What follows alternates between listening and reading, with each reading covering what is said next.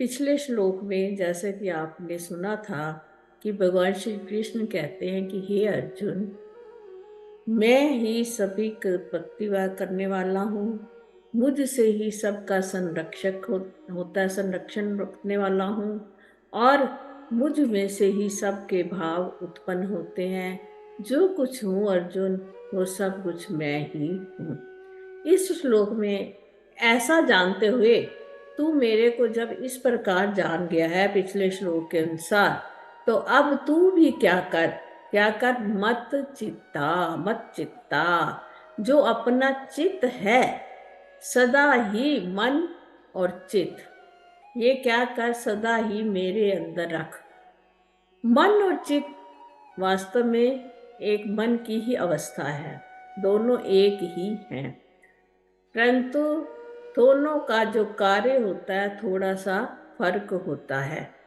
मन को भगवान ने इसलिए कहा कि अगर तेरा मन मेरी ओर होगा और फिर तेरा चित्त भी मेरी ओर ही लग जाएगा। चित्त में क्या होते हैं? संस्कार होते हैं। और मन में क्या होता है? संकल्प विकल्प होते हैं। जब हम अपना मन श्री कृष्ण को अर्पित कर देंगे तो हमारा चित्त जो है, हमारा संस्कार भी वही वाला बन जाएगा। इसलिए भगवान ने कहा तू मेरे मन वाला हो। वास्तव में हमारा मन कहाँ लगता है? संसार में लगता है ना सबका ही। भगवान में मन लगाना पड़ता है और संसार में मन लगा पड़ा है, दो बातें हैं। संसार से अब खींचते हैं तो भगवान की ओर मन लगाते हैं, परंतु भगवान यहाँ पे कह रहे हैं कि ऐसा होना चाहिए, मन तेरा सदैव मेरे भीतर होना चाहिए, संसार में ले जाना पड़ना चाहिए। इतनी तुम्हारे अंदर भक्ति होनी चाहिए, इतना ज्ञान होना चाहिए, इतनी आपकी उपासना होनी चाहिए कि आपका मन श्री कृष्ण से हटे ही नहीं। ऐसा नहीं है ना? हमें तो जैसे अभी हम सत्संग करने बैठे हैं, संसार से थोड़े मन को इधर लाए हैं, तब परमात्मा के भीतर हमारा मन लगेगा, वो भी हमें कोई गारंटी नहीं है लगेगा या नहीं लगेगा। तो भगवान इससे उल्टा कह रहे हैं कि तू मेरे मन और चित्त वाला बन जा। तेरे अंदर संसार नहीं होना चाहिए, तेरे अंदर मैं ही मैं, एक मेरा श्री कृष्ण के सिवाय, मेरे इष्ट के सिवाय, मेरे परमात्मा के सिवाय दूसरा कोई नहीं होना चाहिए। दूसरा किसमें है? दुनिया में है। और परमात्मा क्या है? हमारा स्वरूप है। हम हैं ही परमात्मा, जो स्वतः सिद्ध है। हम परमात्मा ही हैं, उसके अंश हैं, परंतु परमात्मा से बिछड़े पड़े हैं और कहाँ चल लगे हुए हैं? इस प्रकृति वाले संसार में। प्रकृति भगवान की है। भगवान कहते मेरी चीजों में ना ध्यान लगा कर, बल्कि मुझ में ध्यान लगाओ। जैसे कि अगर हम अपने पुत्र को समझाना चाहते हैं, जो तेरी जो दृष्टि है ना, मेरी जायदाद पे नहीं होनी चाहिए, मेरी वस्तुओं पे नहीं होनी चाहिए, किस में होनी चाहिए? मेरे माता पिता की सेवा करने में होनी चाहिए। वो तो तेरे को मिल ही जाएगी अगर तू मेरी सेवा सही से करेगा। तेरा जो मन है मेरे अंदर होना चाहिए कि मेरे माता पिता को किस चीज की आवश्यकता है, मेरे माता पिता कैसे प्रसन्न होते हैं।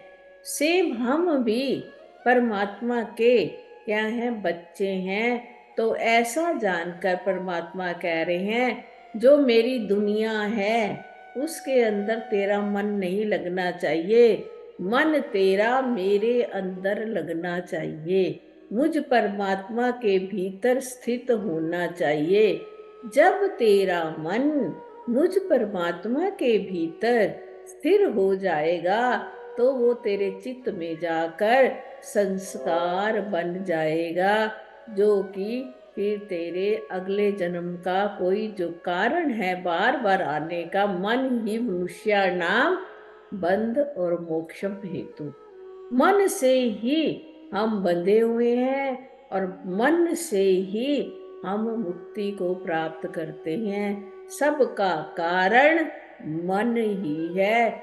इसलिए हे अर्जुन, तू अपना मन और चित्त मेरे में लगा ले, क्योंकि तूने ऊपर से सारे गुण मेरे जान लिए हैं कि मैं कौन हूं। As it clear first. फिर कहते हैं मत गत प्राणा। अब प्राण कैसे भगवान को अर्पित किए जाएं? प्राण की दो बातें होती हैं। एक तो कहते हैं ना सांस लेना, और एक होता है क्रिया करना। मतलब प्राण क्या करते हैं? क्रियाएं करते हैं। और एक होता है प्राण जीवन, जिनसे हमारा जीवन चलता रहता है। भगवान कहते हैं, यहाँ पे कहने का तात्पर्य है कि तेरी जो जीवन है, तेरी जो जिंदगी है, और इस जिंदगी से प्राणों से जो जो तेरी इंद्रियां चलती हैं, चाहे वो ज्ञान इंद्रियां हैं, चाहे वो कर्म इंद्रियां हैं, प्लस चतुष्ट अंतःकरण है, सब प्राणों के द्वारा ही तुम जीवित रह रहे हो रहे ना। तो उस प्राणों को और उस इंद्रियों से जितनी भी क्रिया तुम करते हो, वो भी तेरी सारी क्रियाएं मेरे लिए ही होनी चाहिए। यानी मैं अपना जीवन परमात्मा के लिए जी रहा हूँ। मैं जो कुछ भी करता हूँ सब परमात्मा के लिए करता हूँ, अपने लिए कुछ नहीं करता। अपनी अहमता को, अपनी ममता को, मैं जो ममता अहम, मैंने अपने आप को जो शरीर मान रखा है, और शरीर से जो मेरी ममता है, शरीर से जो मैं क्रिया करता हूँ, उसमें जो मेरा अपनत्व है, वो अर्जुन तेरा सारा मेरे को ही अर्पित होना चाहिए। इसको कहते हैं मत गत प्राणा। अपने प्राणों को परमात्मा में लगाना। देखो, मन लगा दिया, चित्त लगा दिया और प्राण लगा दिए। अब कहते हैं बोध्यन्ते परस्परम।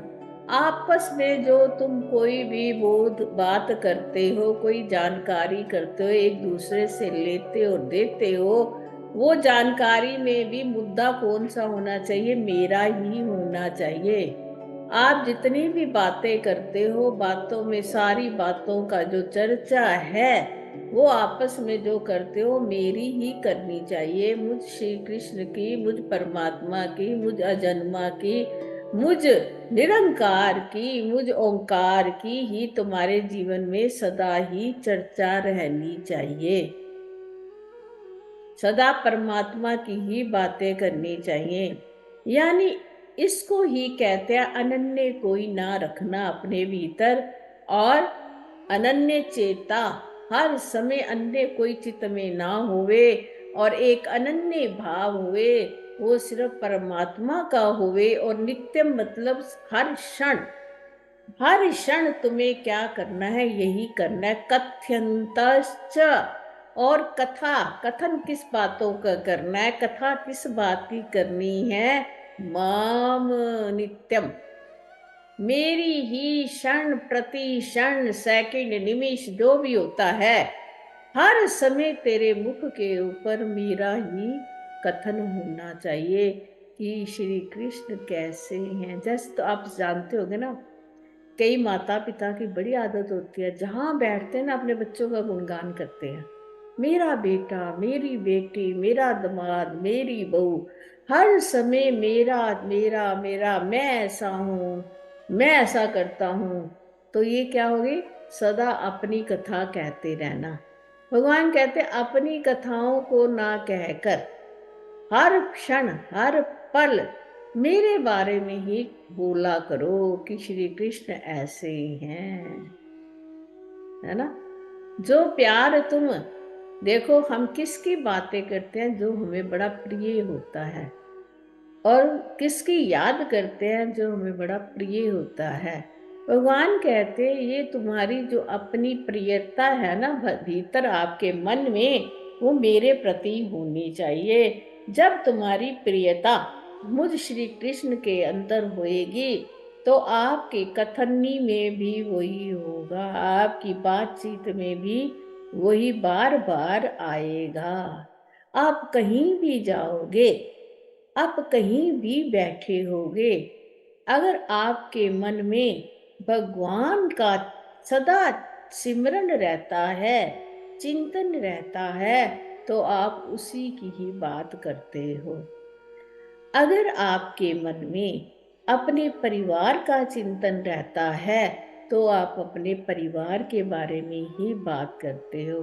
परंतु कुछ लोग ऐसे होते हैं जिनका ना तो घर में प्रियता होती है, ना परमात्मा में होती है। उनकी कुछ और ही दशा होती है, वो संसारिक बातें करते रहते हैं, कभी किसी की निंदा, कभी किसी की चुगली, कभी पॉलिटिक्स, कभी राजनीति, ऐसी चर्चा करते रहते हैं। क्योंकि जिसके मन के अंदर जो बात होती है वही बात उसकी जुबान पे आती है और वही फिर वो बोलता रहता है ना। ये बात बिल्कुल सत्य, आपको भी सत्य लगती है ना। जो हमारे मन में होता है वही तो हम बोलते रहते हैं। आज अगर हमारा मन सुखी है तो हम खुशी की बातें बोलेंगे, आज मेरा मन दुखी है तो मैं दुखी वाली बातें बोलूंगी। जो मेरा मन होता है वही मेरी जुबान पे आ जाता है, और जो मेरे भीतर होता है वही मेरे मुख के ऊपर आ जाता है। अगर मैं दुखी हूँ तो मेरा मुख ऐसे लटका हुआ होगा, अगर मैं सुखी हूँ तो मेरा मन प्रसन्न चित्त दिखाई देगा, मेरा चेहरा भी प्रसन्न चित्त दिखाई देगा। क्योंकि हमारे मन के अंदर जो भाव होते हैं वो ही बाहर आते हैं, चाहे वो शारीरिक रूप से हो, चाहे वो मानसिक रूप से हो, चाहे वो किसी भी रूप से हो। उन्हीं बातों को जो अंदर होती हैं वो ही बाहर निकलती हैं। तो भगवान ने कहा तुष्यंती चा, तो तेरे को बड़ी संतुष्टि होगी, तू तुष्ट हो जाएगा, तू संतुष्ट हो जाएगा। अगर तू में अपने जो मन को और बुद्धि को, अपने प्राणों को, अपनी बातों को, सबको अगर तू मेरे अंदर लगाएगा तो समझो तेरे को संतुष्टि की प्राप्ति हो जाती है। जो कि हम जीवन में चाहते हैं कि हम संतुष्ट हो जाएं, परंतु हम किन्हीं कारणों के कारण संतुष्ट नहीं हो पाते हैं। अगर हम परमात्मा का चिंतन करते हैं, प्रति क्षण करते हैं, तो परमात्मा हमें अपना लेते हैं, तो हमारे को संतोष दे देते हैं। चाहे हमारे हो धन की कितनी ही कमी ना हो, परंतु मन हमारा संतुष्ट हो जाता है। क्योंकि हम बहिर्मुख ना होकर अंतर्मुख हो जाते हैं। ये जितना भी संसार है और उसकी जितनी भी वस्तुएं हैं, जितना भी संसार का प्रभाव है, ये सारा बहिर्मुख है। और अंतर्मुख में अगर हम जाते हैं वहाँ कुछ नहीं है। अगर वहाँ पर परमात्मा को बिठा लिया जाए तो हमें एक बड़ी ही अच्छी प्रकार की शांति का अनुभव होता है। ऐसी शांति मचरा अधरेण गच्छति, जो कभी भी फिर वापिस नहीं होती, अशांत जीव नहीं होता। और रमंती जा, ये तेरे को संतुष्टि है, ये तुझे कैसे मिलेगी जब तू मेरे में रमण करेगा। अगर आप बाग में जाते हो, बगीचे में जाओ नहीं तो खुशबू कहाँ से आएगी, है ना। अगर आप रमन नहीं करे, बगीचे में घूमे नहीं, भ्रमण नहीं किया, और आप कहे कि फूलों की खुशबू हमारे पास आ जावे, आ सकती है? नहीं आती ना। ऐसी अगर आपने रमण नहीं किया परमात्मा के नाम संकीर्तन, लीला, प्रभाव के गुण और तत्व के बारे में कभी आपने उसमें रमण नहीं किया, तो आपको संतुष्टि कैसे मिलेगी? ये सारी संतुष्टि तब मिलती है जब हम उस स्थान का रमण करें, उस जगह में रमण करें। रमण मैंने घूमे फिरे, उसके भीतर रस को प्राप्त करे। हे अर्जुन, अगर तुझे बिल्कुल प्रशांत होना है तो तुझे मेरे अंदर ही रमण करना पड़ेगा और अपनी इंद्रियों को भी मुझे ही सौंपना पड़ेगा। तभी तेरा जो जीवन है बड़ा ही संतोषप्रद हो जाएगा। तेरे मन के भीतर जो हलचल हो रही है कि तूने युद्ध का जो त्याग कर दिया है, तो तेरे को सारी बात समझ में आ जाएगी। और जो करता हूं मैं ही करता हूं, मेरी मर्जी के बिना संसार में कुछ भी नहीं हो सकता। अर्जुन, तब तेरे भीतर ये समझ आ जाएगी तो तेरी वो संतुष्टि हो जाएगी और तू शांत चित्त वाला हो जाएगा। हरि ओम।